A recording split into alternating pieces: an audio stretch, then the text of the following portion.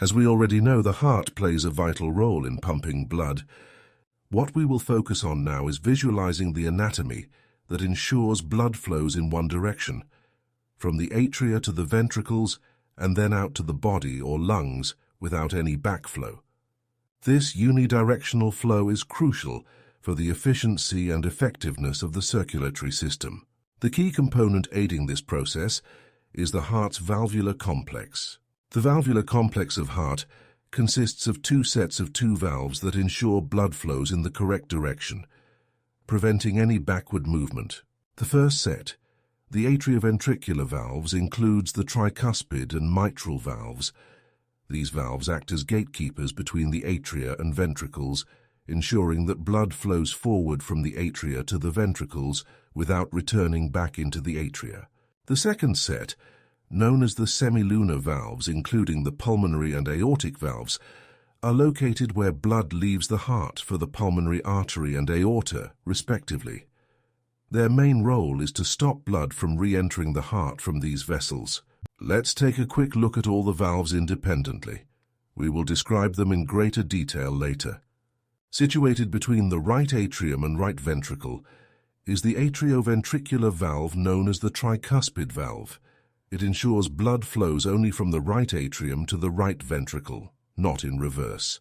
During ventricular systole, which is the phase of the heartbeat when the ventricles contract, the tricuspid valve closes. This action prevents blood from flowing back into the right atrium from the right ventricle. Positioned between the left atrium and left ventricle, the mitral valve serves as the left heart's atrioventricular valve. It ensures that oxygen-rich blood flows smoothly from the left atrium into the left ventricle without backflow. During ventricular systole, the mitral valve closes. This mechanism is crucial as it prevents the backflow of blood into the left atrium, ensuring efficient forward movement of oxygenated blood. The first semilunar valve we will examine is the pulmonary valve, located in the right heart. It is positioned at the entrance to the pulmonary artery, right at the right ventricular outflow tract.